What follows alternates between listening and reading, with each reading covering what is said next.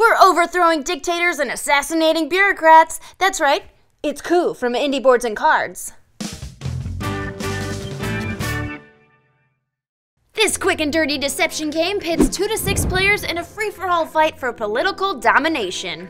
Setup begins with the shuffle of those influence cards and 2 dealt to each player face down. Place the coin token center and give 2 to each player along with a summary card. And you're ready to play! The face-down influence cards in front of each player represent the characters they control in the dystopian universe. Each has special abilities which players will use to destroy the influence cards of their opponents. Once a player loses influence, they flip the card face up and lose access to that character. Once a player loses both of their influence cards, they out of the game. The last player standing wins. Starting with the player who won last, everyone takes a turn consisting of 1 action. The 3 basic actions include income. Take 1 coin from that supply. Basic money making. Foreign aid. Take 2 coins from the supply. Advanced money making. We'll get into why this is risky in a sec. Coup! This is the big action. Pay back 7 coins to the supply and choose one of the other players to lose influence. That player then has to reveal and lose the power of one of their influence cards. Sucks for them. If it was their last card, they're out of the game. Also, if at any time a player begins their turn with 10 or more coins, they must use the coup action that turn. Additionally, characters can also provide action abilities. The Duke's tax ability allows a player to take 3 coins from the supply as an action. The Assassin's assassinate ability allows a player to choose another player to lose an influence card, for only 3 coins. The Ambassador's exchange ability lets a player switch influence cards from the deck.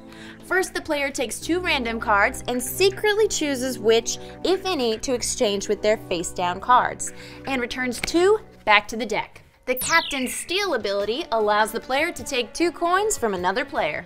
However, characters also provide counter actions, which players can use to block their opponent's actions. If an action is blocked, that player loses their turn.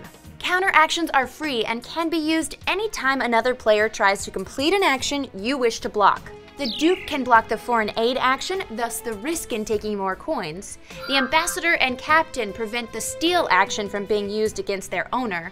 And the Contessa's sole powerful ability is to block the assassination action.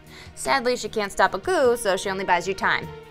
And that's the actions and counter-actions of the game. But here's the best part of Coup. Because your influence cards are face down, any player can declare and use any of these actions, even if they don't have that character. By using the steal ability, I'm claiming I have the Captain as one of my face-down cards. By blocking someone's foreign aid, I'm claiming to have a Duke. Now, if no one doubts me, I don't have to prove it.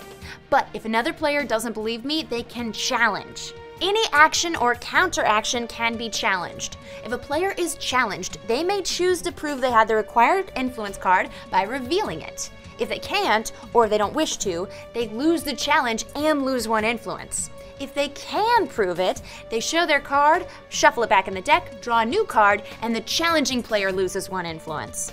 So it's risky. Do you call the bluff, risking one of your own characters, or do you let someone take that tax action when you're pretty sure they don't have a Duke? Up to you.